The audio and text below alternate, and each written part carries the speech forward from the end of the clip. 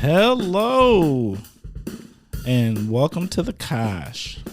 I'm your host, Timber Smith. Thank you for joining us again and giving us some time, spending time with us.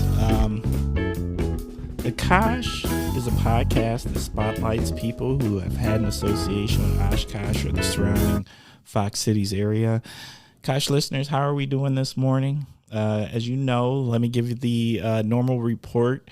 It is a bright day, but this week we were beat up by our fair share of snow. I will say that I am super pleased that it did not turn out to be the snowpocalypse that was getting that the newscasters were telling us about. And it seemed like, to us, and from what I checked, I think we got 9 inches.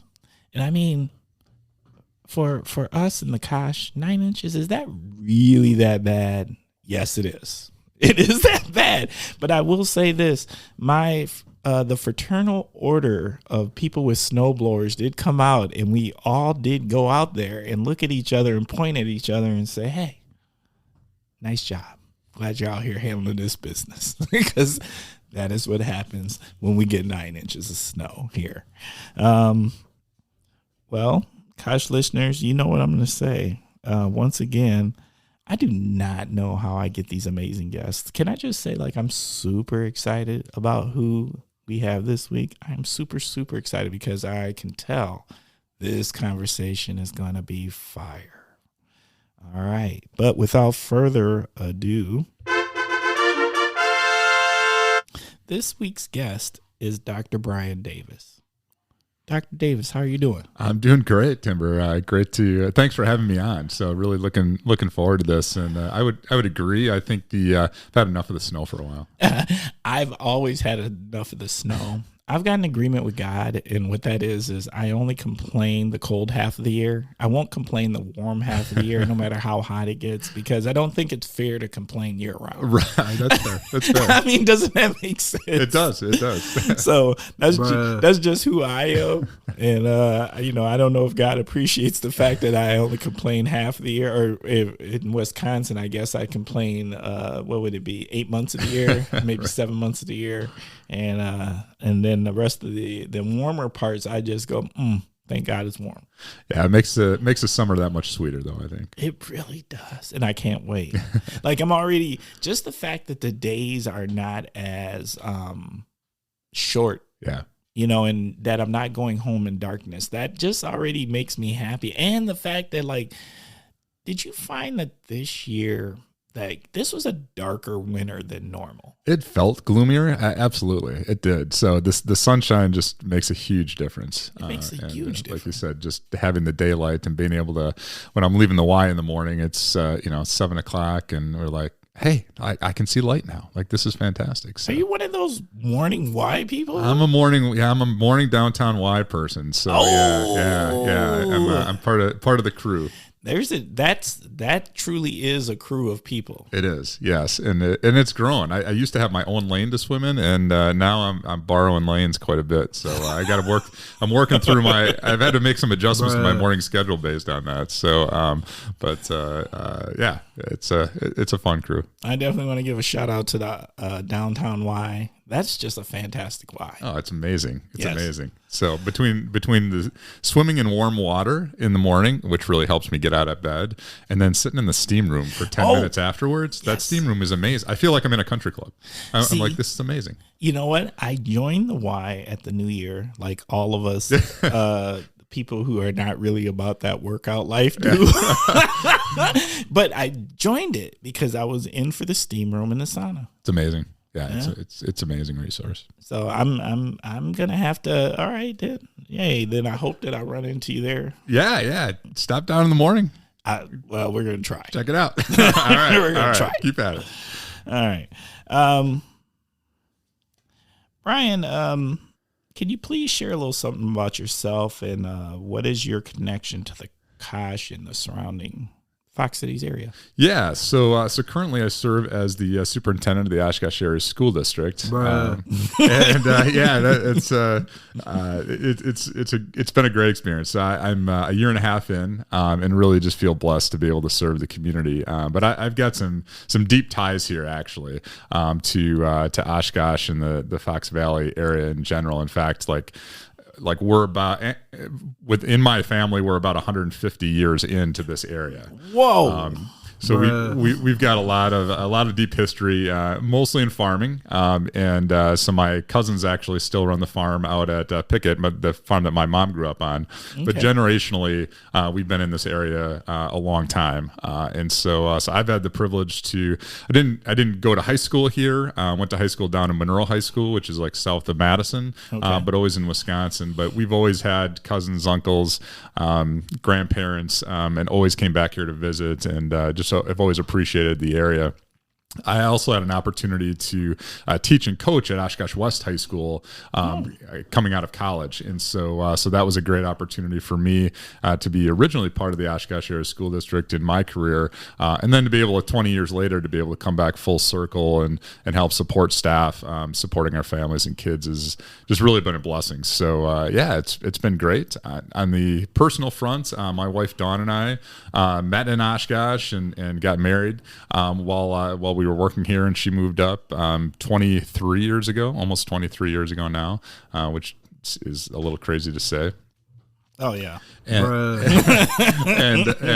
we have 4 daughters. Whoa, and so, that's a super super bro. Yeah, So 4 daughters. One's still living with us. She's a junior over at Oshkosh West High School, and then we have 3 daughters that are out of the house. And so so I'm a girl dad through and through. And you are the only man in your house.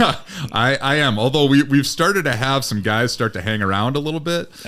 And so that's nice, but it's also a little different. And so we'll see. Our oldest is starting to bring around the same boy quite a bit, and a really good guy. Yeah. But that comes with some comes with some dad qualifiers that we have to work through. So facts. Fortunately, he's very, very handy, which I'm not. So the vocational trades as an electrician are going to come in super handy. So I like where this whole thing is headed. Yes. So anyway, it's great though. So family, is really just a core value for myself, and I love spending time with my wife Dawn's a commercial real estate agent, actually down in. Their main office is down in Brookfield, but she travels around the state. So it's been great for us to be able to transition back. But some deep roots here. Like I said, my parents were, a worthless fun fact. My parents were the prom king and queen at Amarillo High School in 1969. Congratulations to Mike and Mary Davis on that. That's a kind of sweet fun fact. Yeah. And are there pictures somewhere? Oh, there's great pictures. Yeah. Yes. Yeah. I can get you one of those. Maybe we can post that with the podcast. That might have to happen. Get you a prom king and queen picture. But just really just have a deep affinity for the Fox Valley area and Oshkosh and Amarillo specifically. With our family. And I was born in Oshkosh. Spent some time here. In elementary school in Oshkosh, and then moved away as my dad worked for Wisconsin Power and Light and Alliant Energy and worked through his progression career-wise. But yeah, it feels really like full circle for me to be able to come back here and serve, and that's why I've loved just being able to dig in. I've had a lot of friends who I coached and taught with 20 years ago that I've been able to reconnect with. They probably got kids. They do. Well, yeah, we all. So we were all like. Single and just out of college or starting our careers at that point. Oh yeah, we're the bad news bears. we were. Those pictures will not be posted as part of the podcast. That will not come out. Facts. But what's been fascinating is to be able to fast forward, right? And so we got marriage, kids, and almost an entire life led, and to be able to come back full circle to that is great. And now we're all looking forward to empty nesting on the other side of it, and so that's interesting. The other fun fact or fun piece for me has been to a lot of the students that I had all of a sudden are popping up as like prominent professionals like in the community. So one of my best stories is when I first got the job, I was down in Shorewood, Wisconsin, so down by Milwaukee, and had a connection or had a meeting with all of our administrative team just on a Zoom chat. So I've got the Brady Bunch thing going on because we've got, probably 30, 40 people on the call, and just introduce myself and looking forward to meeting everybody. And then one hand went up on the screen, and it was our principal, Kristen Bergert, who's a principal over at Roosevelt Elementary School. And she said, "Dr. Davis, I just want to say hi. I had your keyboarding class when I was a freshman in high school." I'm like, "Oh, that's exactly what I said." I'm like, "Oh, bro, like that's all right then." So now I feel like I'm getting old and have some experience. Yes, thank you. But it's great. A few times in an education career can you see that come full circle, especially for myself as I've moved to different districts. So to be able to come back and see people like Kristen, in really great, doing very well in leadership positions and helping serve the community in a lot of different ways. So I've had a lot of that come up over the first year and a half, and just look forward to more of those connections. Oh, they're going to happen. Yeah. Because the one thing you learn is when you work in education, that circle is small. Yeah. Like everybody's connected. Like there's literally like 1 degree of separation for everyone who works in education, whether that is as an educator or as an administrator. Absolutely. Like it's a tight niche bunch. Yeah, it's great. And I just feel very fortunate to be part of that. So what did you coach? That's what I need to know. What did you coach? Yeah, so I was football and boys basketball at Oshkosh West. So between 98 and 2002. So I at the freshman level, and then was assistant, at the varsity level, but mostly freshman during that time. So, but that was somewhat of the golden years here in Oshkosh. We had some state championship teams, both on the boys basketball and the football side, both at North and West. So it was a lot of fun and some great coaches. Steve Randall was a coach that, person that I served with, that had, was a real mentor for me, somebody that I still continue to kind of call back on. And then Bob Moronk was the head football coach there. He's my uncle. So I had an opportunity to serve with him and just be led by and leading with him. Those are values that I, continue to use to this day in my current role, that I think just play well just in education, valuing students, valuing that communication, that connection with families, and what it means to be able to like really serve, and the impact that public education can have in people's lives is game changing. So I really reflect on those guys quite a bit, and again, try to be able to continue, although they're not with us, to be able to continue their values in the work that we're doing. Facts. Thank you. Love it. Okay. You ready to jump into the first segment? Sure. Okay. The first segment is called What in the World is Going On With? You start with the phrase, what in the world is going on with? And then tell us what's on your mind. So, Bryan, what do you have? Yeah, what in the world is going on with the ice fishing on the ice this year for walleye?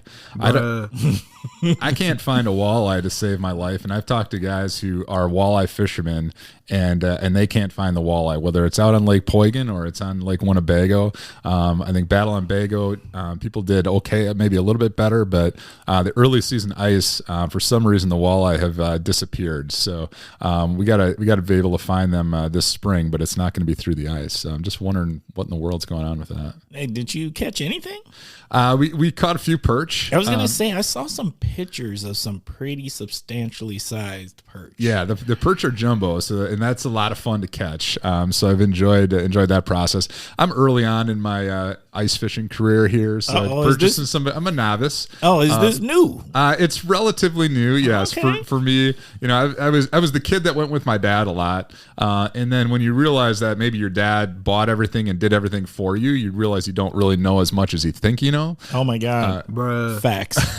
So so I'm reemerging in my own space, but I love it. It's a great chance to be able to get out, and Oshkosh is such a has such great resources around it for this type of fishing, and it's as good as you'll get anywhere in the country. That's true. And so, trying to figure out where those walleye are. What I'm hoping for is that, and I've heard that there's been a lot of bait fish in the system as people have had their cameras and their radar essentially down now. So I'm hoping that the walleye just were eaten well this winter, and it'll be nice and fat for us in the spring when they come down the river. Facts. Is one of those girl dads of yours, do they fish with you, or are they just like, nah, I'm not about that life, Dad? Yeah, I've got one that's pretty hardcore. She came out sturgeon spearing with us. It's her second year spearing deer hunts, and so that's my number 2, who's up at UW Eau Claire. She'll graduate in elementary ed this spring. Yeah, teachers make teachers. Yeah. We it kind of works that way. So it's so really proud of her. She's actually says that she's interested in coming back to the Fox Valley. So I may have a fishing partner coming back. The other 3 will come along if the sun's shining and it's about 80 degrees out and there's not much breeze. And as long as I'm handling worms and any fish that we catch, like, they're good. So I would say maybe a little bit more fair weather. See, that sounds like my daughter. My daughter is a great person to sit in the lawn chair and tell me where the net is. Yes. Not grab the net. Just tell me where the net is. I hear you. Oh, that's fantastic. Okay. So, Kosh listeners, I'm going to tell you now, I have a story.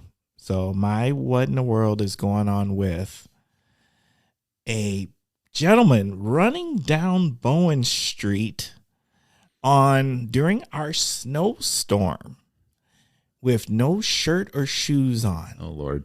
In socks. So let me just frame this out for you. So I'm coming home, right? Coming home from work. I battled my way on 441 and 41 back to coming home from Appleton, and I'm driving up Bowen Street. Right, and I'm driving up Bryan Street, and I'm just getting past Merritt. And as I go, and I'm headed south, all of a sudden, from one of the side streets, a dude just comes sprinting out from a side street, turns onto Bowen, and is running in the middle of the street. Uh-oh. At us, but not on the same side, but in the other side of traffic. And when I first saw him, I saw him do this a couple of blocks away, right?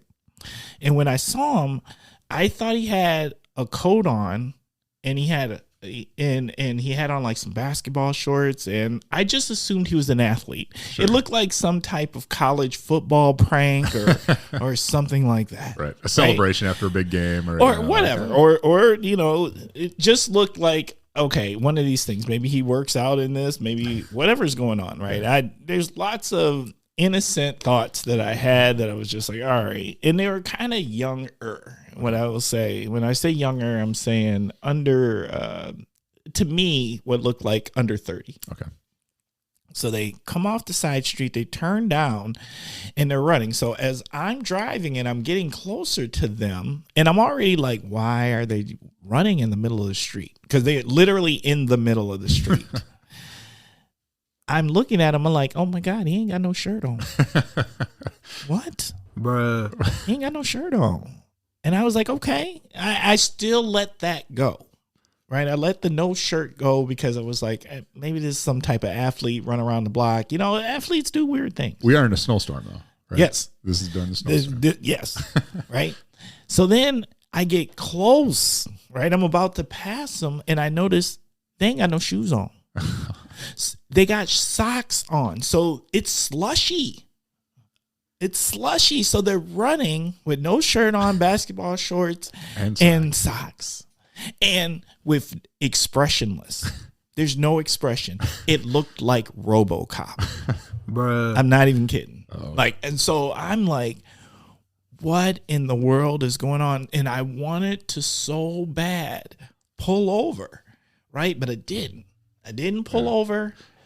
And then I thought, should I be calling 911? Right. And I'm going to tell you, I didn't. I did. And I didn't know what to do with it. It messed me all up. So I came home and I told my wife about it, and the whole thing just met. And I've talked about it for 2 days because it was just that weird. Sure. Right. And so then you're thinking, like, did something happen in a place where they needed to get out of? Was this a mental illness thing? I went everywhere from sports because it no longer felt like sports or youthful prank. Sure. There was some, because they were, from what I saw, and I took time, they were expressionless. Yeesh. They were running like RoboCop. This was a good form, hands up. Yeah, like the knife hands. All right. Yeah. Running. And I was just like, oh my God. I didn't know what to do with it. So it has disturbed me since. I just didn't know what to do with it. Sounds like a good place to bring it here. Good thing to bring here. Maybe you'll get some insight. No. I'm gonna pass. Just leave it. There's certain things that I just let the universe handle. Yeah, and I'm gonna leave that at the universe because I really can't understand. Look, there's a lot of things. If there would have been shoes involved, I'd have no problems. But the fact that they had socks on and are running in the slush during what is potentially like the snow, like it's swirling snow happening. And they've run, by the time that I crossed them, they had run probably about a good block and a half. Oh, wow. It was different. Interesting. Yeah. So, Kosh listeners, I don't know if anyone else out there saw that, but it gave me pause. And until I can't figure it out, I'll probably never figure it out. But I will say this. I hope they're safe. Yeah, for sure. At the end of the day, that's all I care about. I just hope that whoever that was, they ended up getting where they wanted to get to, or they made it back home safely, because that's what's important. Okay. Sorry about that one. It just was powerful. All right. On to the next segment. Next segment is word associations. This is where I'm going to say a word, and Bryan, please tell us what comes to your mind. All right. So first word, the unifying word, universal word, food. Food. First thing that comes to mind for me is ribeye steak sandwich. That is one of my go-tos. Or if you can get a good perch plate. I can't catch my own perch plate. I haven't been proficient yet enough, so I'm reliant on some local places for that. But there certainly are many places where you can go get some perch on a Friday night. Where's where is there a favorite ribeye sandwich in the region? For me, the at Game Time, so a new bar that opened up down on 45 last year. So Game Time's got a fantastic ribeye steak sandwich. That's been my go-to recently. Okay. Yeah. Okay. So I have not. that. I don't think I've been to Game Time yet. Yeah. I gotta go there. Yeah. Just south of town. So it's a good place. All right. Cool beans. All right. Cocktail or beer? Brandy old fashioned sweet with cherries. That's yeah, there's nothing better after. Are you a from Wisconsin? You think? I mean, that's the tell, right? Like that's my God. That's the tell. But yeah, there's not much better after a work week to be able to kick back on a Friday night and just relax a little bit with that. Why do I feel like that is almost synonymous with fish fry? Like the two go hand in. It, like you might as well just. It's almost as normal as tartar sauce. It is. I agree. Yeah, they're a nice compliment. What I ventured out in is actually having them when I'm not having a fish fry, and I'll tell you they're almost as good.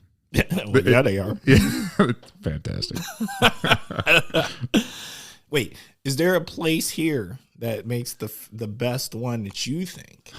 I'm still working on that. Yeah. I don't necessarily have a go-to for that because It'd be hard for me to kind of pick that out. I'm gonna give it to. What do you got? I think the Roxy. The Roxy. Yeah. They're kind of just. It's just traditionally good. Yeah. Like you're not gonna get much better than the Roxy. Yeah. No, I could go with that for sure. All right. Concert. Concert for me, Hootie and the Blowfish. If I can find a good Hootie and the Blowfish concert, or Darius Rucker anywhere, that's those guys are my go-to. That was my kind of college sweet spot.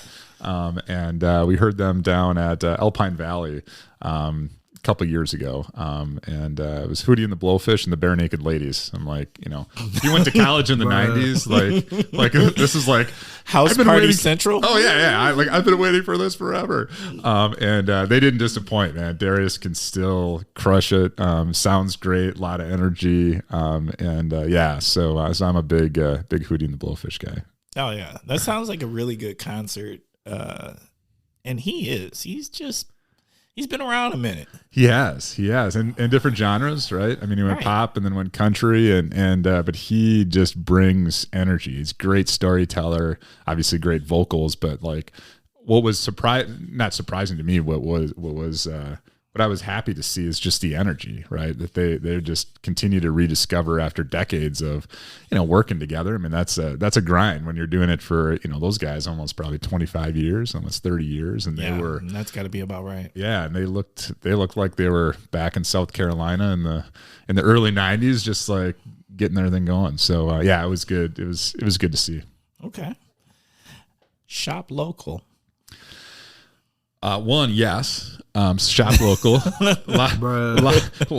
lot of different great opportunities.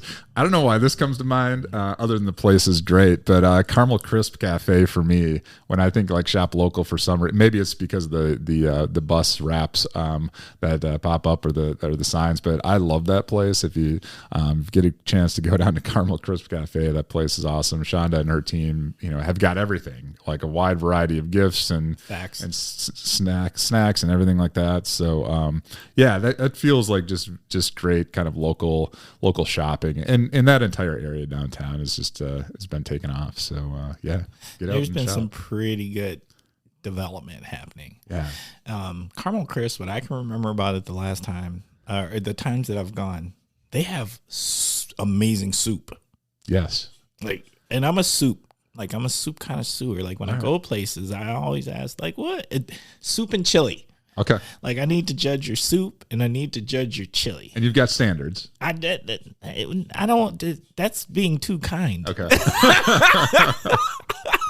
Standards is a pretty high bar. All right. No, I'm just curious. I want to try people's soups and I want to try people's chilies, because when you find those, like, they stick with you, and then that's like a go back to, like, hey, when you find it. Comfort foods, right? To be able to come back to. Yeah, usually you don't eat them in the summer, so like they stick with you this winter, and sometimes maybe it's about being happy in the winter. Like a good chili, nothing like a good chili to make you happy. Amen. Nothing like a great soup to just set you right. Absolutely. So I get it. So I remember a great soup there. I don't remember which soup it was at this time, but I will tell you, I just know that their soups are fantastic.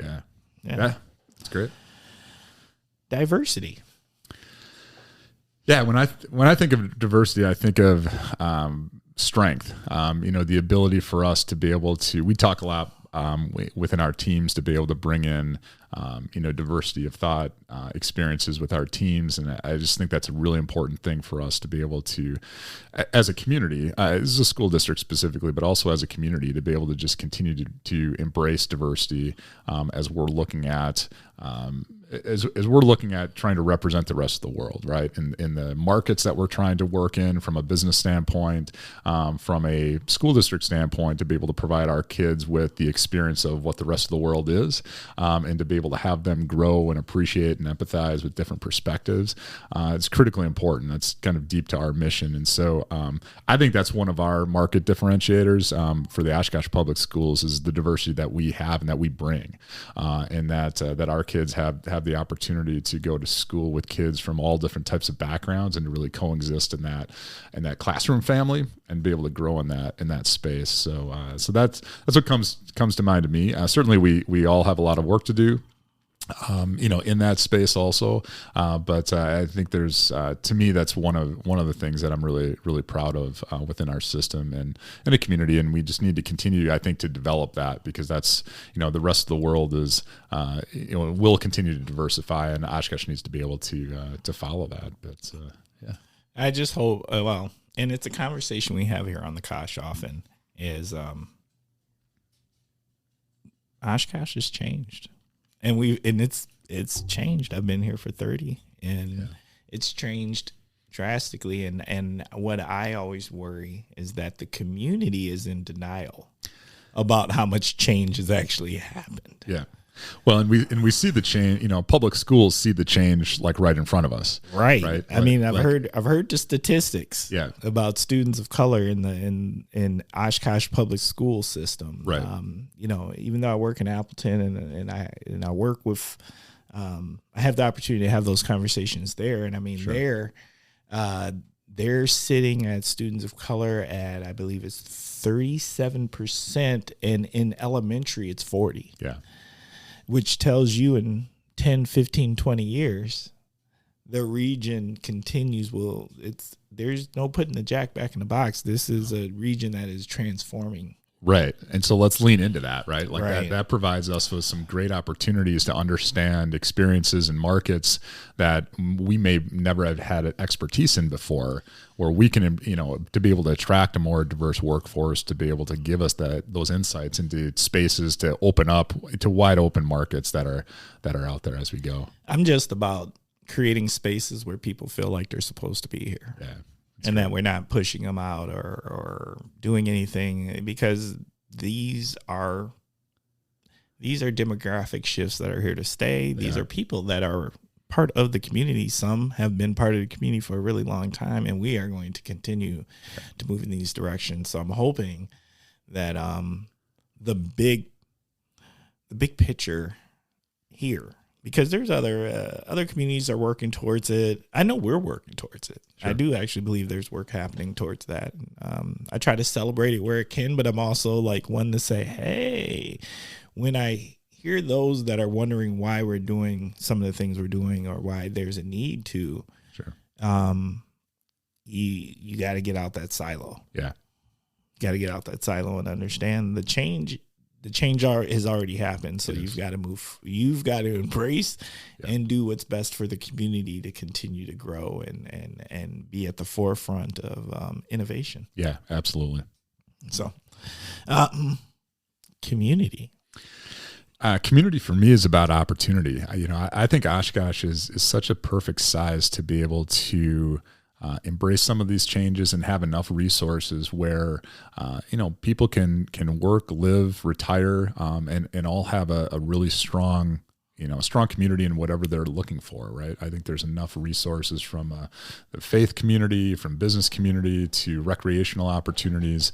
And I just think that's so important as people, especially from an economic standpoint, as we're much more flexible in our workforces, people can really live where they want to live. You don't have to get to a metropolitan city necessarily to be able to work.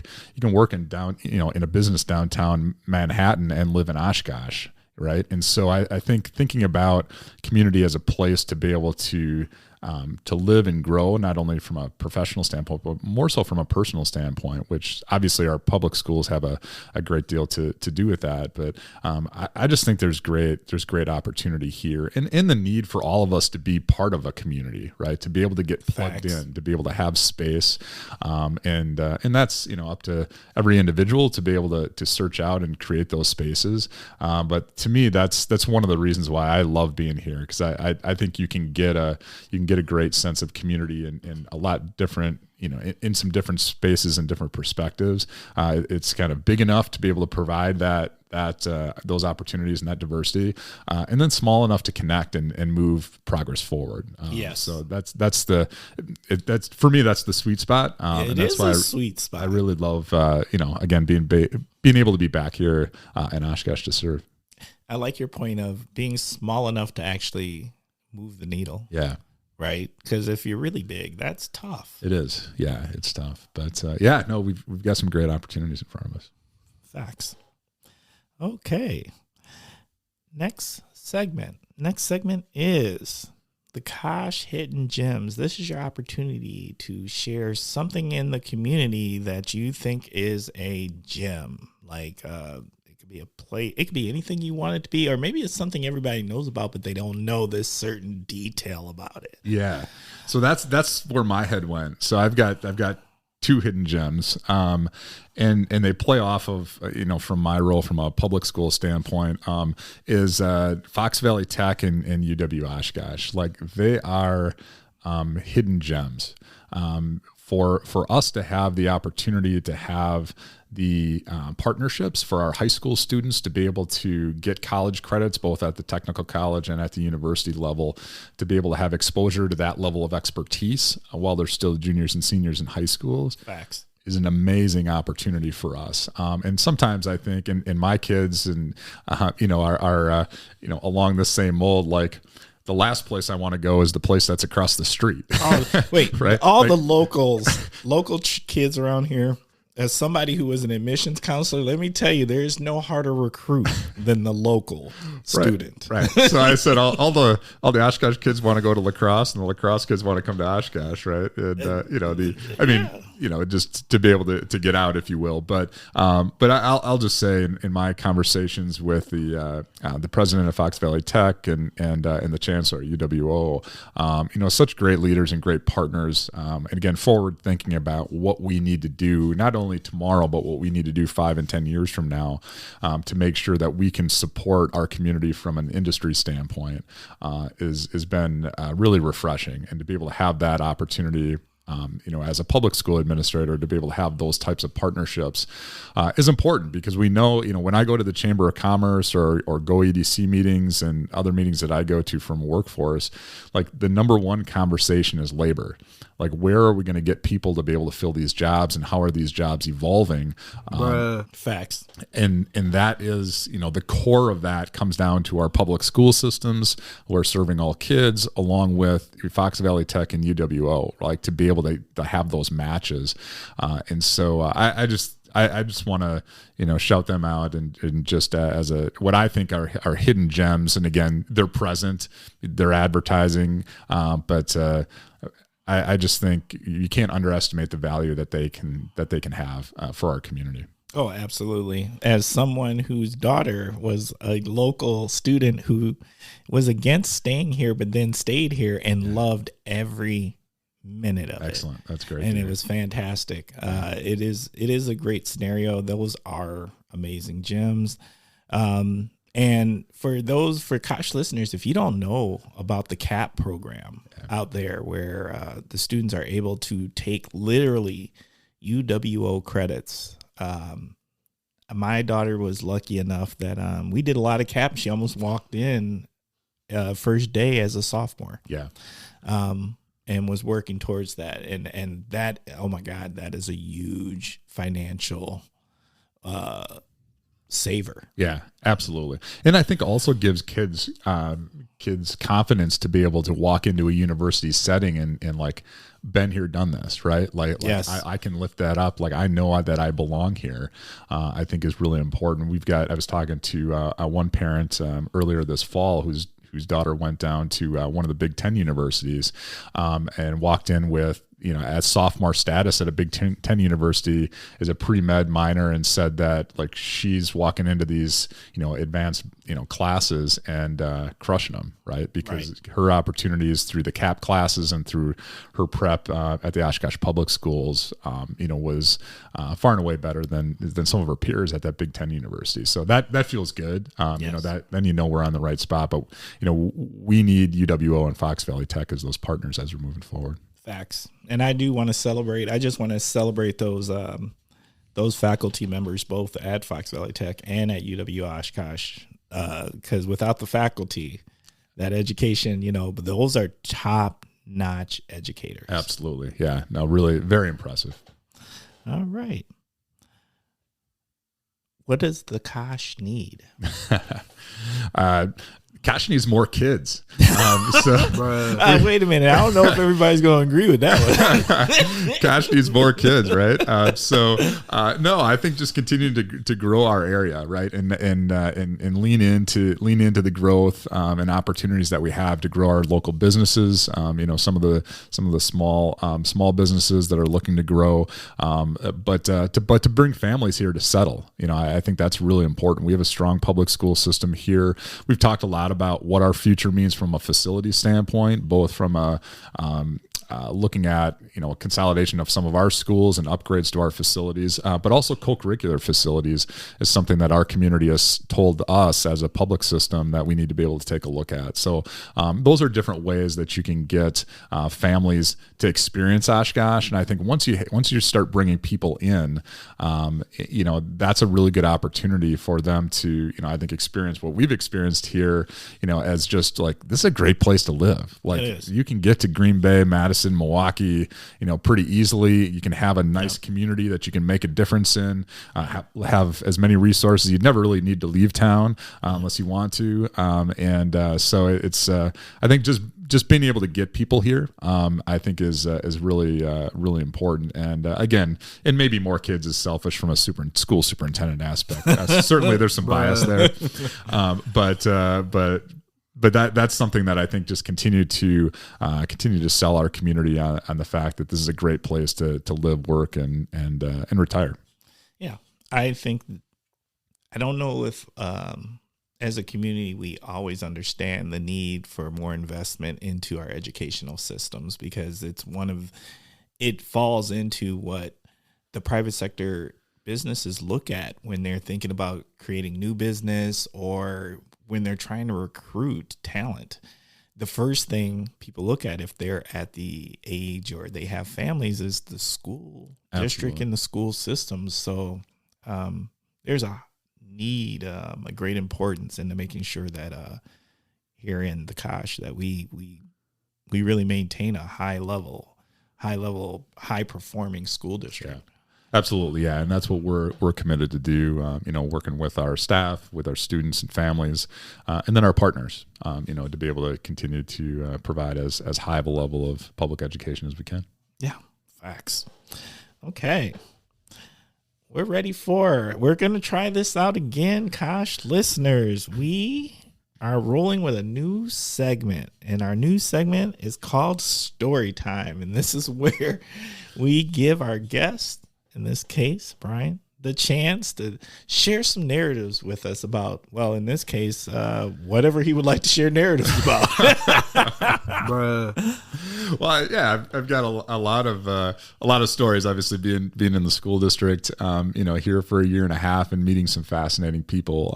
A lot of memorable stories. I wanted to just provide a little bit of perspective, because I think this fits at the level of excellence to be able to serve all kids within the system, creativity, ambition, a lot of things I think come into play. So for me, one of my memorable narratives has come to fruition through a program actually that we call Brewing Futures. Brewing Futures is actually a food truck that's run by our special education department. Bruh. And you had me a food truck. I'm all about food truck. Allows us to have some on-the-job training for some of our students with disabilities to be able to have that work experience, and also have that on the go. And so that was an idea. What I love about this story is that it was an idea that some of our staff members came up with. So Mary Beth Connors, Chris Steinhilber, and Patty Kimball are employees and staff and teaching and staff with our special education department. And they had an idea. It came to one of our directors and said, hey, we need to get kids work experience, right? Well, yeah. So what about a food truck? We're like, okay, tell us a little bit more.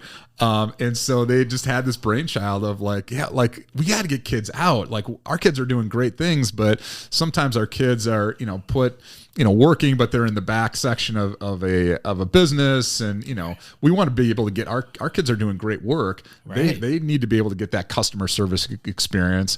So instead of, us looking for businesses, why don't we just go to them? Why don't we like buy a food truck? We're like, okay, nobody's ever bought a food truck. And, that feels like a lot to be able to go through. Bruh.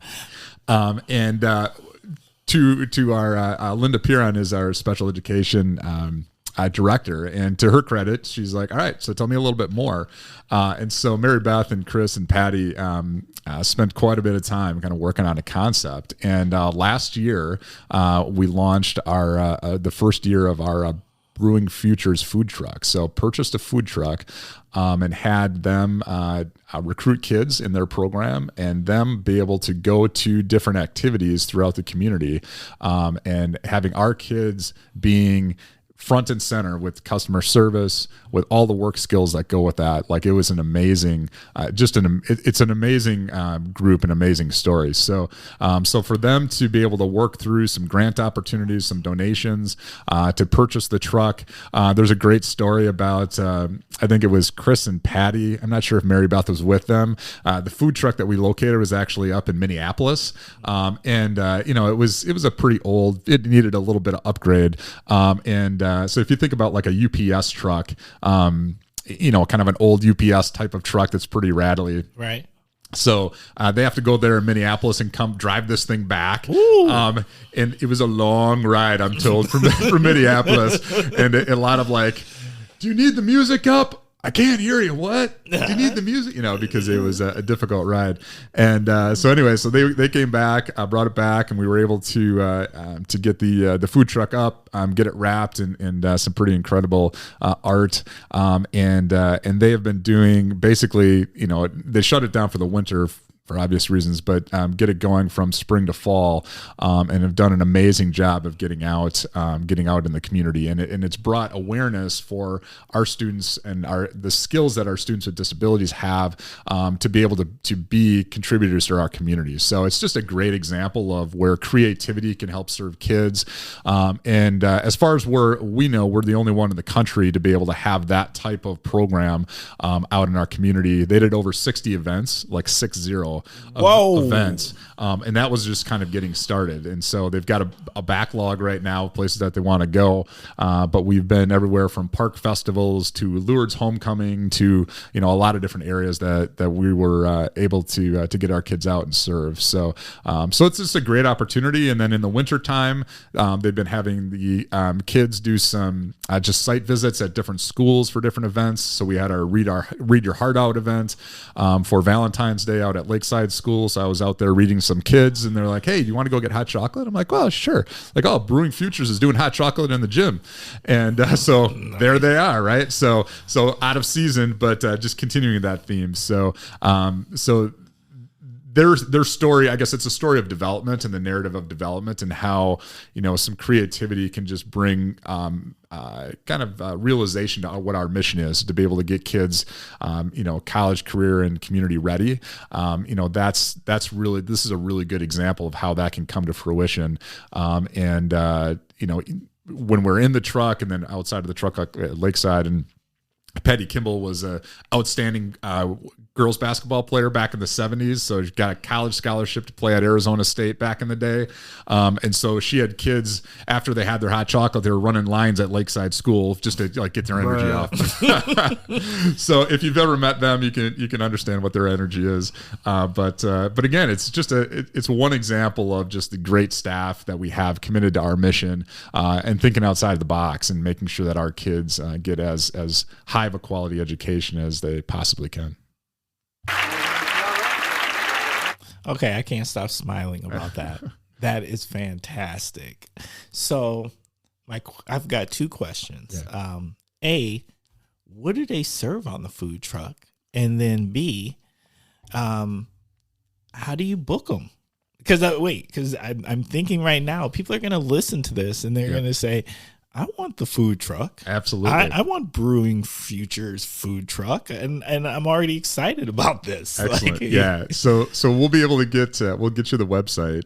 And I don't know off the top of my head, but be able to get you the website and the link. And there's an opportunity to do some scheduling through the website and through their number. So yeah, we'll make sure that we get that out to all the listeners. They serve a variety of different things. So anything from kind of hot chocolate to smoothies. If you think kind of, spring, summer, fall types of things. Right. We haven't been able to get it up to like a taco food truck yet, or necessarily the chili. I don't think they've done chili and soup yet, but we may be able to make a request for that. There's some limitations for what they can do inside of the truck. Here's my formal request. I figured I knew that was coming. It was coming. But it like I said, like they're literally in their first year of just trying to figure it out. So we really needed to try to keep it simple as they're moving forward. But it's just been a tremendous opportunity for us to be able to spread the great word of the Oshkosh Public Schools in the community and the surrounding area. So as we evolve the menu and may need some upgrades to the truck, and we'll see where that goes. It's so innovative. Yeah. Like, I can't stop smiling about it. I just think that is so innovative and so amazing for our students in the community. It is, like, that's powerful. Yeah. Okay. Any other narratives? Is this the one? That's the one I have, yeah. Okay. Yeah, that's the one. All right. Well, we're going to take a short commercial break.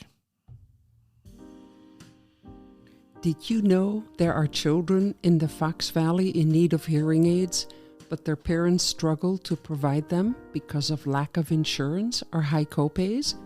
I am Juliette Sturkins, audiologist and board member of Here in the Fox Cities, and proud that this small local nonprofit organization has helped fund hearing aids for some 30 kids. Your donation would help more children hear. Visit hereinthefoxcities.org to learn more and to see their smiles. Every child deserves to hear. Okay, we're back, and I think you all know what time it is.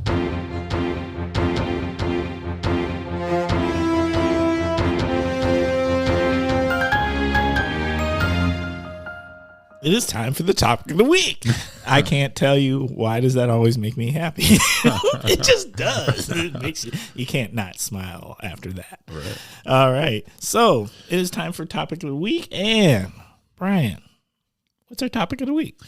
Topic of the week is our Oshkosh Area School District, just being such a great place to learn. So I thought that would be an appropriate topic. And for me, I just wanted to be able to start out with, all organizations, but especially school districts, just start out with people. In my year and a half in Oshkosh, I've seen just an unprecedented commitment to staff and to for students and families. And that is just a credit to the culture that's been generated here in Oshkosh. We always have things that we want to be able to do better and work through. But I've seen people go above and beyond. And, the example of the Brewing Futures food truck is one of many examples that I've seen and just continue to be impressed with. I think from what differentiates us as a public school system, because, all communities have public schools. I think a couple things that are differentiators, for the Oshkosh Public Schools. I think one is our demographic diversity. I think that really allows us to have an opportunity to represent the world in projects that we do, activities, discussions that you can have in class. I think that really provides us with a market advantage. I want my students to be able to have representation, from throughout the world. We have a growing population of families from refugee backgrounds, for example. So what a great opportunity to be able to, welcome people into our community, but also have the opportunity to hear stories and provide support and be friends with. And that's the type of experience that I want to be able to have. That's why I was excited to be able to move back and have one of my daughters, finish up here in Oshkosh. But I think that's one of the main market differentiators that we have here at the Oshkosh area school districts. I think also our vocational programming, our ability to serve in the vocation in the trades. So both automotive, looking at our science, technology, and engineering programming that we have. We just put a new fab lab in over at Oshkosh North in the past year and a half. So there's been some great opportunities for us to be able to match some industry needs and grow deep partnerships with those industries, and be able to have kids in our schools be able to have some of the experience on the machinery and tools that they would have actually on the shop floors. And then be able to also, as you had talked before, the CAPP classes at the university level and some of our youth apprenticeship work with Fox Valley Tech and some area businesses to be able to have kids have that hands-on experience in our community. And so many communities don't have the types of opportunities that our kids have to be able to go into places like Oshkosh Corp or a lot of other manufacturing places or electrical engineering places that we have. It's just truly one of the things that I think differentiates our public school system as an advantage that most other systems don't have. So I think between that kind of demographic diversity and the programming, especially around the vocational programming and the college career programming, to me is second to none. And we'll continue to build on what we have. And again, we need to do better. But I just really think that that's an area for us that's a strength as we move forward. I remember, and it wasn't that long ago, when I was leaving the university, and there was this huge shift of students who were definitely looking at more of the vocational kinds of jobs, and there was less that were looking at four-year university as their options. Is this something that you've taken notice of, or? Yeah, I think yes, we have, and I think especially when you're looking at the economic conditions that we're currently in, and where salaries are going up, and there are jobs that are available. I think people are looking at from a mathematical standpoint as I'm coming out of college or coming out of high school.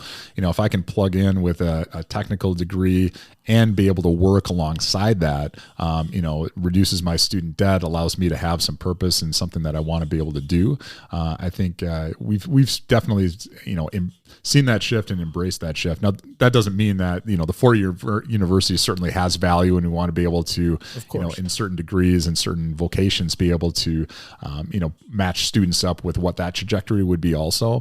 But certainly in this economy, I think the technical school or Fox Valley Tech provides some unique opportunities. And what we're doing deliberately with our partnerships is trying to figure out as many ways as possible, as you had mentioned, through the CAPP classes and through other programmings, how can we make sure that our kids can, in high school, be able to get those experiences? Because that saves thousands of dollars from a parent standpoint, which is a huge advantage, as we both know from having kids in that experience. Right. But I think also more importantly, and what I've seen, especially when we're looking at students that might be first-generation college students, give kids that experience and that confidence that they do belong at the university level. Absolutely. At the Fox Valley Tech or especially at UWO, that you're worthy, you belong. Because many kids, if you haven't necessarily had that experience, or you've talked to anybody in your family who's been through that experience, there might be some assumptions that I can't do that. My dad, grandpa didn't do that. Mom didn't do that type of thing. And we say, BS to that. Every kid can achieve. It's just a matter of what you want to do, and let's line you up with what that programming is. And you got to go get it. You got to work at it.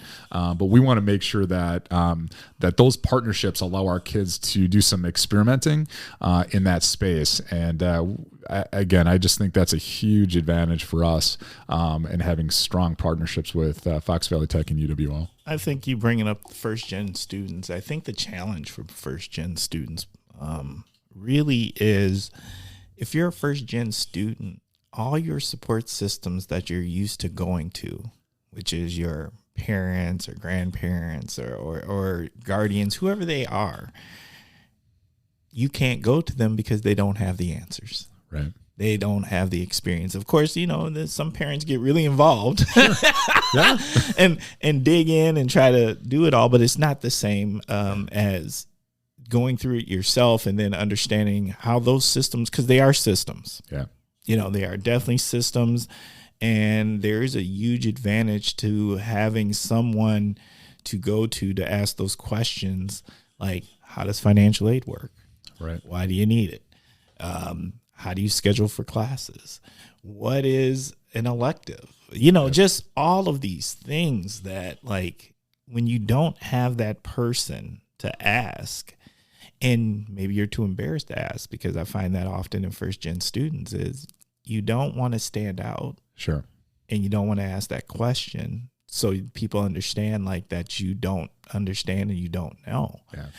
So that's always been my thing with first-gen students is, A, where are those resources to make sure, like, that we are serving them, right?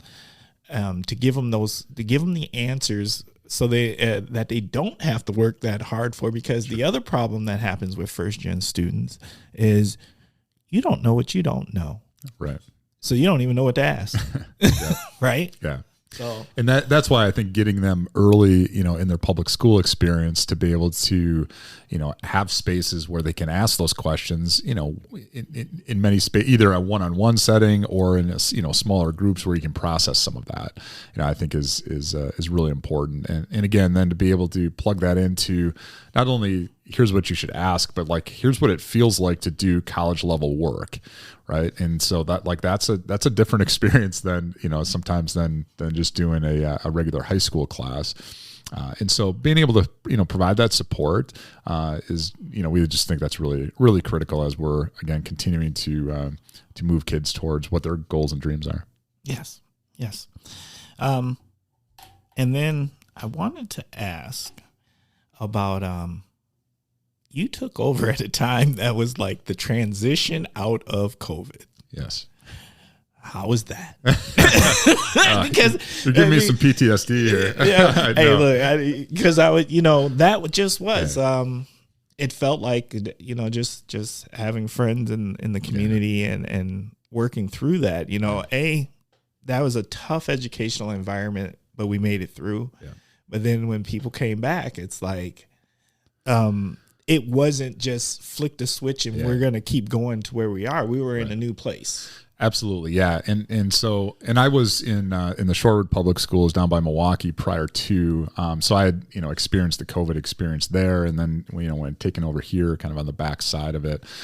So, I mean, when we were, deep into COVID or just coming out of COVID, certainly, safety and health was, our number one priority. So making sure that, and those are difficult decisions on, there's, certainly a lot of politics and beliefs that came into play on masks versus not masks. Oh my God. But certainly moving forward, what we've learned certainly is that, it's the in-person instruction that is invaluable. Right. And we can do a lot of things, virtually, but, from a teaching and learning standpoint, nothing beats that human interaction and that feedback and all of those nonverbals and all of that. So, I think really valuing that and getting us back into in-person as quickly as possible and keeping us there has been certainly a priority as I came in and as we've been able to move forward. To your point of, it wasn't like we just came back and flipped a switch and we were back in 2018 again or 2019. Right. That was something that I think anybody, who was involved in schools really saw and felt that. And we're working through some of those dynamics right now.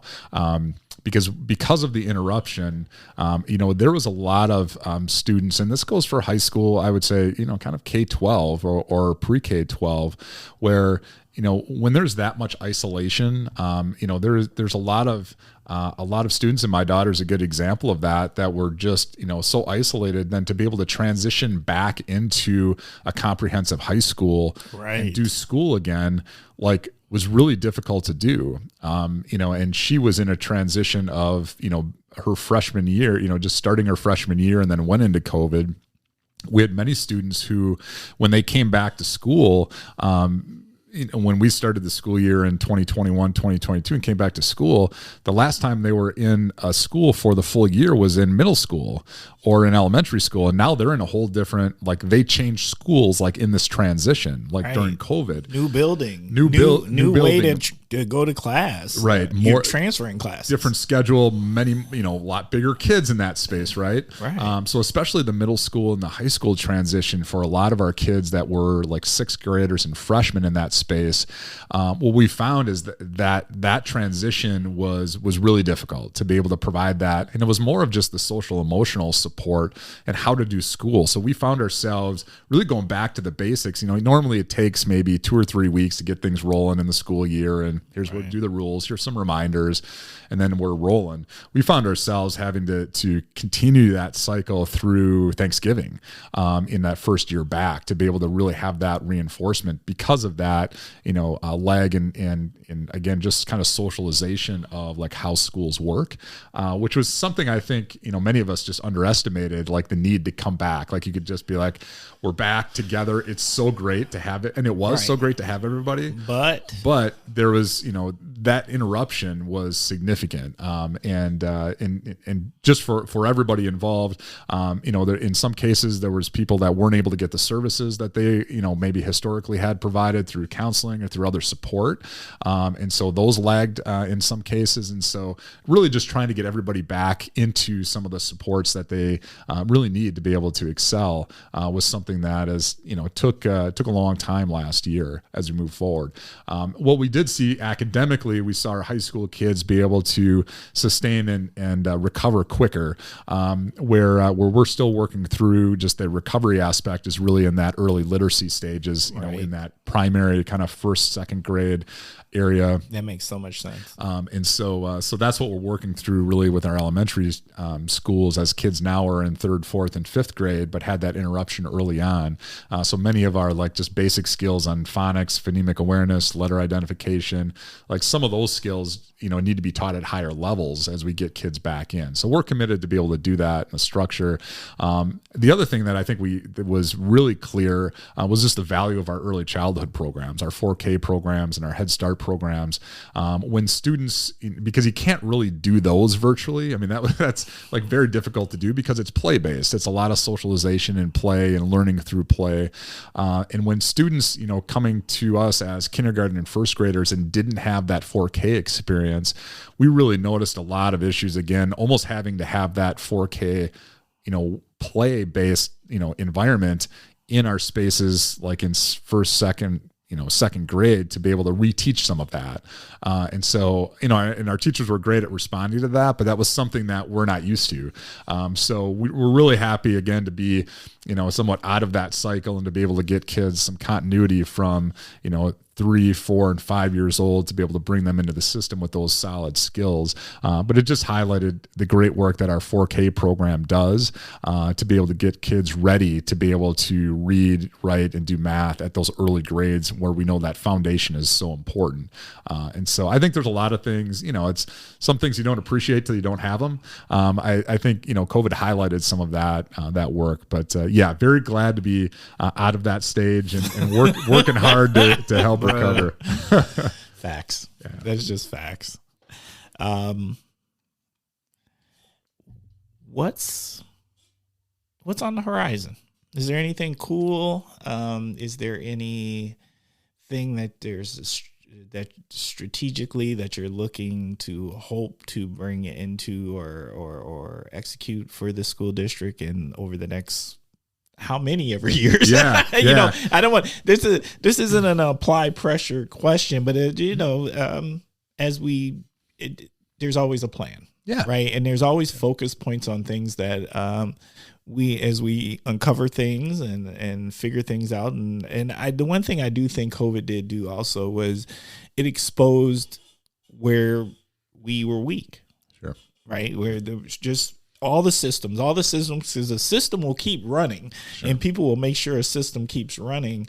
And so you don't know where it's weak until you put a stress test on it. Right. Sure. And COVID was kind of like this stress test. Yeah. And now that we're over, we're not through it, but we're through it. Yeah. Right. What's the takeaway of like, what do we work on in the future? Yeah. What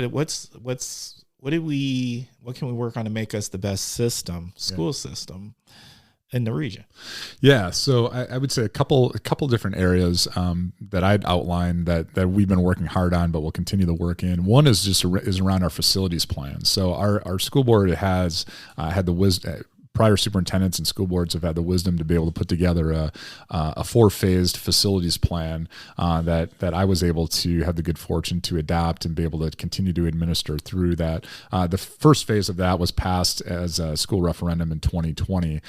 But the spirit of the entire exercise is to be able to make sure that we have contemporary learning spaces. Right. And that we're able to, in those contemporary learning spaces, improve our services, increase our scores and achievement for our students, but then also be more efficient, as we're moving forward. So as if you've driven down Jackson Avenue at all in the last year, you've seen the cranes in the air. Oh yeah. So Vel Phillips Middle School will open up this fall, which we're really excited about that. Ooh, can we just? I just want to celebrate that Val Phillips. Yeah. Yep, it is, and that's the school board. School board voting on that, that was good work. Yeah. So we're excited to be able to celebrate Val Phillips and a opportunity for our students to be able to have what I would call just a world-class environment to be able to learn in. So it's a beautiful building. I've gotten some tours of the inside as it's under construction with the hard hat and goggles on, but it's going to be great. So that'll be ready for business coming this fall, and then our new elementary school as part of that project is just got named Menominee Elementary School. So that'll open up on the current Webster Stanley site in the fall of 24. So those are two opportunities for us to be able to do some consolidation of buildings, but also to be able to bring together a consolidation of services. So not as many split staff, and to be able to have more support under one roof to be able to help serve our students. So really excited about that as an opportunity. And I think as we're then looking at continuing what our plan is as we're moving forward, doing some similar work on the west side, from consolidation, right-sizing some of our buildings, but also to be able to look at a site like South Park, which is a historic place, but also just needs to be able to be, rebuilt as a contemporary learning environment, right? And needs a spruce. Yeah, more than that, more than that. But needs a rebuild. And served its time really well, right? But we're teaching, we're preparing kids for their future, not our past. Correct. Right. And so we need to make sure that our spaces reflect that. So phase 2, as we're looking out into the future, from a financial standpoint, we're looking towards probably the fall of 2026 to be able to have a community question out as a referendum is our early, that's early on, but that's our estimate, if you will, to do some similar work on the west side. So excited about that, and the fact that we have a plan, we have some financing to that plan. The board's been supportive of that as we've moved forward. So that's been really good. And then phase 3 and 4 then are around our high schools. Phase 3 is projected to be a tear down and rebuild of Oshkosh West High School on the same site. Right. And then once we get to phase 4, do an assessment of North High School and see what that might be, more of a refurbish. We'll see what that comes to. So that's a ways out. But we have a plan moving forward, and I think that's something that the community can certainly engage in, and making sure that we balance the tax burden and investment that takes, which is difficult, but also making sure that we're creating these high quality places for our kids to go to school, because we need to make sure that as we're attracting families in, people do look at the schools. Big time. Because as you attract them, you also lose them. Right. And there's other municipalities really close to us who are they're building really amazing learning environments. They are. There's one particularly not that far for us in Nina at the high school level. That thing it's looking pretty. It's a beautiful space. Yes. And what that plan is, that's wild. Yeah. Right? Yeah. And so for us to be able to be on that journey, and also knowing, we have a responsibility to taxpayers, and we're not going to just do that in 5 years. We have to have an extended plan. Right. So that's what we're working through. And again, that's some insights from previous superintendents and school boards to be able to put us in this position. And we're just stewarding that as we're moving forward. I would say the other part from an academic standpoint that we really leaned into over the last year and a half, and will continue to do, is around our literacy work, literacy and math specifically, but looking at our literacy work and making sure that we have the best of the information that's available for us incorporated into our work. So in doing some of those assessments and what COVID, allowed us to, as you said, when you put a little stress on the system, see where it is, looking at kind of a back to the basics science of reading, phonics, phonemic awareness, letter identification, some of those basic pieces were not as strong as we would have liked them in our curriculum sequencing. So we've spent a lot of our COVID relief money on just reinforcing resources around those skill sets, professional development for our staff. And then the board has adopted some goals over the next 3 to 5 years about where we're going to achieve as we're moving forward. So that's been a really important point of emphasis for us. We know that if we don't get kids, proficient from a literacy standpoint early on, that has significant, issues with their trajectory from their academic aspect in career wise. So we want to make sure we can secure that as early as possible. So that's really, what our area of focus is, and making sure that we have those resources within our system. Facts. Yeah. Okay. Is there anything else you'd like to add at this time? I don't think so. Other than, Oshkosh Area School District is a great place to work and learn. We're looking for teachers. We're looking for administrators as we're moving forward. I am curious about that. I might have to ask a question real quick. How is that right now? Because there was definitely, once again, and I hate to keep bringing up COVID, but COVID put stress on the system, and I believe like it made some educators say, I'm going to change careers, or I'm going to retire. And if it wasn't COVID, there was other things that happened previously that put stress on the system. How is that going? As somebody who worked at UWO, and I know some of the things that were happening within the educational program, sure. That it's not for lack of talent. Correct. Yeah. It's just, it is, I think people are like, is education the right place for me to have to be the most effective person I can be to help my community or society? Yeah. So certainly we're in a teacher shortage, and that's probably not a surprise when you're looking at labor shortages, across many industries, but teachers specifically. And I think certainly, the political pressure that's been put on in the last, in Wisconsin, maybe the last 10 years about the image of, what a teacher is and the value of a teacher. So we need to get back to, reinforcing teachers as an honorable profession, from an education standpoint, certainly. Right. But then we're also, and this is something that we knew was happening, we're in a generational transition here when baby boomers are retiring, right? We knew there was this more human beings in the system that are going to be, retiring, that were, my parents' age from a generational standpoint, and have earned their retirement and are going to be, headed down to Arizona or Florida or wherever, that we knew that this was coming in some aspects too. So we've been doing some close work with Dean Haling over at the College of Education at UWO on recruitment and programming. Right now we have a 1x3 program to where students can begin their education programming their senior year in high school, get college credit similar to the CAPP classes you had talked about, and be able to finish their college teaching degree in 3 years at the universities. So it essentially makes that, what used to be a 5-year program where you go 4 years for your education, you'd student teach that last year and come in. We've got the ability now for kids that, if you know that you want to teach, we've got the ability for you to get 3 years of college and get that degree. So we're hoping, that's a longer term type of solution as we're moving forward. So we're being creative as much as we can. There's I think more alternative programs for people that have bachelor's degree that want to come back to teach.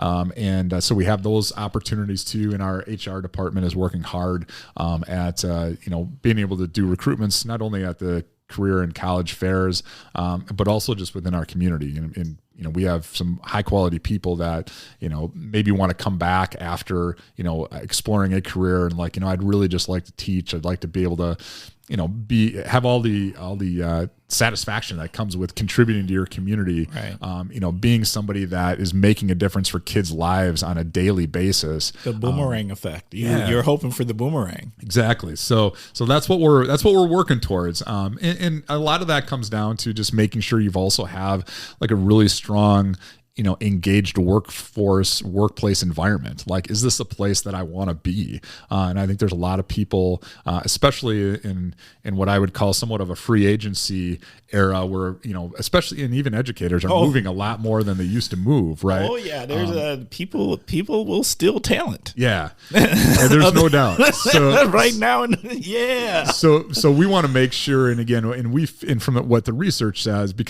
we'll be able to compete, we'll stay competitive on our salaries and benefits with our peers.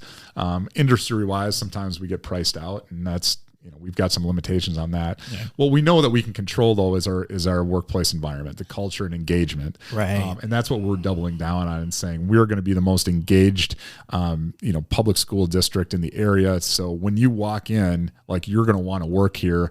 And probably most importantly, what we talk about from a recruiting aspect is recruiting is person to person. I know of, my friends teach here, yes, and they're at a party and say, you wouldn't believe, this is such a great place. You wouldn't believe what Brewing Futures is doing. You wouldn't Facts. believe what we're able to do. Facts. And then they're like, I'm not really happy with my job. It's well, why don't we have a conversation? So that's where we feel really investing in our people that we have currently can really pay dividends long term, not only for that recruitment, but in our environment, a lot of this is around retention. We might be able to get people, but can you keep them? Can you keep them? And the continuity, with the value of that in a school system is so important. So to be able to have that continuity, we believe that staff engagement is just one of our highest priorities. Our board has identified that as part of our strategic plan, something that we measure a couple times a year and talk a lot about.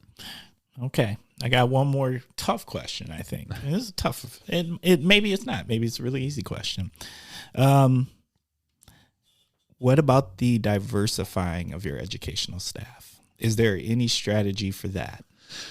Yes. So well, it's something that we're building, right? Yes. And that would be something I'd be interested in having a conversation with you and any listeners to be able to support, because, I was down in the Milwaukee metropolitan area, in Shorewood, yes, working through diversifying our staff down there, and have brought the same, focus here to Oshkosh.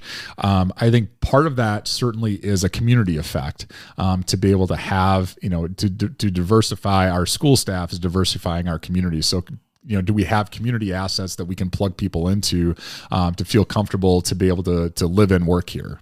Both of those aspects. Right. I think being able to, again, continue to, have an engaging work environment where staff with different opinions can provide that voice and can represent, where they're coming from and be able to plug in and genuinely feel supported. Right. I think is really important. We do a lot of our work around diversity with our anti-bias training, do a lot of that just from the new teacher orientation to our existing staff, right, to make sure that we're seeing where our blind spots are and that we're not falling into kind of old narratives about what the schools should look like. Because as you said, our schools are changing. Our students in front of us are changing. They've changed. Yes, they have changed and they will continue to change. Right. And so for us, to be able to have ideally, we'd like to be able to have our workforce and our teaching force look like a representation of our students. Of the students, right? So about 30%, 30 to 40% students of color. We'd like to be able to have 30 to 40% of our workforce being able to represent that, right, represent that level of diversity. So as we're working through that, that's what our goals are. Right. We'd certainly like to be able to engage, with community groups that have that same mission to be able to, help diversify our schools. I know there is great talent out there. We've got some executive level positions that are open. I've been on the phone and on text messages constantly for the last 3 weeks, working with a lot of the colleagues that I know in the Milwaukee area. I was going to say, you got connections if you were down there in Shorewood. I do. So I've been doing some talking, and I'm like, hey, it's not that far away, right? No. Like you can make it, even if you don't want to move here, you can make it back and forth. Wait, Milwaukee, they think this is Siberia. No, I know because I recruited. Milwaukee was my recruitment area, and people, you try to talk to parents and students, and they're just like, "Isn't that 4 hours? It's an hour. Just stop it." Right, it's an hour. right. But I think what I'd like to build as part of our strategy, and again, this is maybe where we could work together, with some community groups, is to be able to, like, in that recruiting process, like, how do we make sure that when we're bringing candidates in, that we're, as part of that experience, like, it's plugging into different groups within the community. So it's not just, I got a 40-minute interview and then I drove around town on my own. I dropped you off here in Siberia and I don't know. And figure it out. Right. And no one connects you with, oh, this is where you should go eat, man. This is a really good place. This is where people hang out. Because it is the same. You know what I would really like to see? This is the same challenge that UWO has, bringing in new faculty of color. I would think Fox Valley Tech in the same sense, if they're depending on which campus they're working on, of course. And here, I would like to see a unification of an effort where there's this recruitment retention thing that says, okay, we all have the same problem. Sure. So let's come together. Yeah.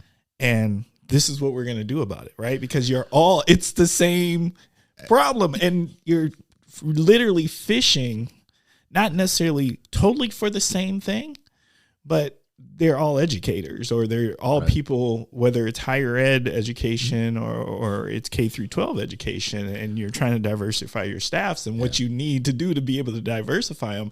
It just seems like, why don't the great minds of education in this region come together and say, okay, this is what we're going to do. Yeah. Right. Yep. No, I think that's right on point. So I think being able to be able to come together and create that conversation is something that we can do. And I would also challenge us beyond our education ecosystem. Again, like, there's markets out there that our small businesses, can tap into, right? I think this is it certainly is with our education institutions. I think there's a much greater call also just for Oshkosh as a social ecosystem, within our Chamber of Commerce, within Go EDC, and kind of the HR dynamics for all small businesses and some of our bigger corporations. So to me, I think there's, education can be a leader in that, but I think we need to wrap around that entire, like, think about the entire, like, lived experience, right? I mean, work is important, but if I'm going to move here, and if we're truly going to diversify, which we need to do to be able to stay on the cutting edge of business trends, educational trends, like, we're in a great spot. Like, this place is like, sweet. This place is great, right? There's awesome opportunities here. We just need to sell it, and we need to get beyond the Siberia narrative, right? Well, some of these, I'm glad you brought up the Chamber of Commerce, because some of them have, they've done concierge services. So, like, I know Green Bay has a concierge service for the private sector. Fond du Lac even has one. Great. We should never get beat by Fond du Lac. In anything. In anything. And then also, who else? Eau Claire has one, and Appleton recently started one with their chamber. And what a concierge service does is, like, as these businesses recruit talent, they provide a tour. Okay. So they say, all right, this is the talent, and you tell us what you need to what do you care about? If you're going to come to our community, what do you care about? Oh, I love parks. Well, we're going to take you to every park. I need to know where the Mexican grocery store is. Well, we're going to take you to every Mexican grocery store we have and some other grocery stores so you know where they're at. And they cater the tour to these people and at least get them introduced to the resources, because if you drop people off here and ask them to find it themselves, it's hard to find. Yeah. You literally need someone to hold your hand and show you where these resources, these nooks and crannies, these things that make you feel like you belong are. Yeah. Love it. And so again, that's something that I think we can do. And that's a conversation Rob Clayman's the new CEO or president of the Chamber of Commerce. Having a conversation with him and Trisha over at Go EDC, to me, that's the type of collaboration that we need to be able to have and focus on, again, diversifying our workforce, because we know, the research from an education standpoint is significant. We know if we can have, again, teachers and adults who have positive influences, on our students, and students that look like them, that's the connection that they see, and that's the identity safety that students need in that space.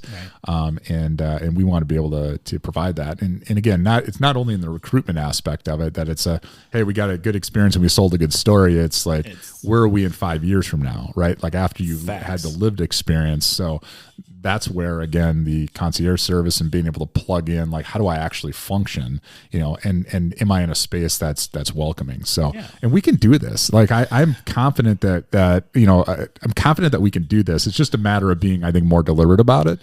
Intentional. We need to be very intentional. And no, I know we can do it. Yeah. It's not a question. It's just the will and the intent to do it. Yeah.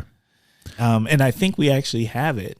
So now I just think we've got to get the right people together to have the conversation. Yeah, I agree. So that's something that I'm looking forward to participating in and working in and leading. And if you've got anybody out there that's interested in participating in that, and let me know. Or if you yourself are, we'd have the cautious. Well, I there's some responsibilities I've got just a little north of here, but Kosh is my home, and I'll always help home. Appreciate that. So, wow, that was powerful. That was good. All right. So, any last words? Anything you want to say about the topic? No, other than, thanks for having me on. Always happy to talk about the Oshkosh Public Schools. It's a great place to work, great place to learn, and just looking forward to a bright future for all of us.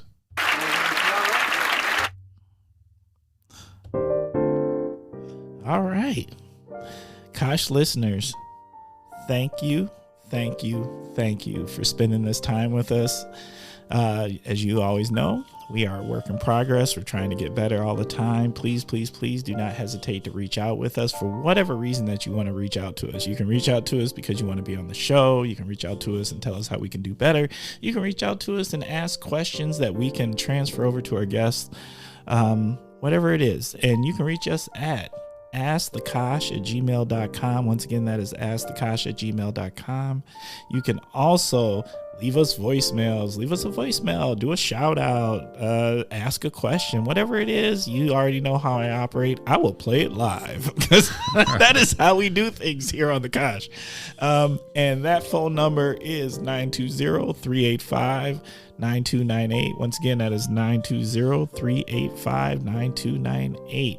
And Kosh listeners, you already know I've got my request. I need you to do some stuff for me. Give us reviews. Follow us, subscribe to us. We're trying to grow. We're trying to become number one in the region. That's what we want to be. We want to be the number one community podcast in the Fox Cities region. So I need y'all help with that. And as you already know, I think we do a really good job of bringing multiple voices, diverse voices to this. Help us continue to grow and do better. So we appreciate you here at the Kosh as always. Thank you. Now, on to the real important business, my favorite part of the show. You already know. It is shout out time. So, Bryan, you ready for your shout outs? I am. All right, let's go. All right, shout out to all teachers and support staff in the Oshkosh Area School District. They're showing up every day to serve students and families, foundation of the strength of our community. So I just want to shout all of them out, and they're continuing to do great work. Facts. All right. Oh, that's it? That was it. You just kept it. That's 1,500 shout outs. I don't want to list everybody by name, but that's a big group. Just want to shout them out. Also, I guess if you want me to, I can also shout out our athletic teams who had some great accomplishments over this winter season. Yes. Thank you to all the athletes, coaches, and parents for all of your time over the winter season, and good luck in the tournaments that are coming up. And then we have exciting spring activities coming up too. So a lot of shout outs that way. Okay, I like it. You just did the blanket. Right to it. The blanket. I like the blanket. All right.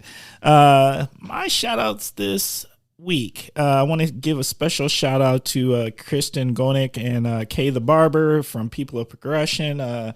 Went to their Black History Month hair event yesterday. Fire. It was amazing. They had a space full of people, the conversation, the panel, and they made you feel like you belong. And it was a very diverse crowd, because when you're talking about hair and you're talking about people of color in their hair, I don't think people give it enough credit for how much it means. Hair is dignity. When you can get your hair done, when you can get the products for your hair, when you are a white person with biracial children or adopted black children, and you can give them dignity, it's huge. And the fact that they put on an event that would pack the house about these subject matters it goes to say so much about where our region is, not even where we're headed, where we currently are. So I just want to give them a special shout out. Want to get a shout out to Noemi over at Lawrence. Shout out to Amanda over at Kids Forward. Shout out to Lindsay and Stephanie, who are Kosh alumni who've been on the Kosh. Ran into them at the hair event, and they're from the Winnebago Public Health Department. And just the fact that the county is there, they get it. And if we're not giving our county enough credit for some of that, the fact that maybe there's a thoughtfulness that's happening about that, or they could have been there on their own. But I'm gonna try to give the county some credit on that, just because. And I also want to give a shout out to Dr. Paul Muhammad Murphy over at UWO from the African American History Department. It was super nice to meet you, and I look forward to more conversations in the future. Okay, now on to the real business, the final thing. You're almost done, Bryan. Okay, so the final thing is you get the opportunity to share parting words of wisdom with the Kosh listeners, or you can take option B, which is, what would your self today tell your 13-year-old self? Mm-hmm. Or option C, which is all of the above. You can do both. Well, you gotta have that option. I think I'll let me start with option A.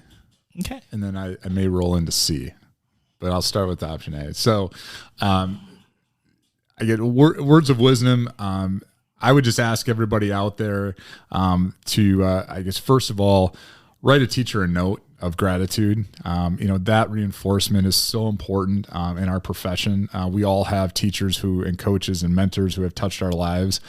I just ask everybody in the next week or two, write those people a note, reach out to them. That's really important.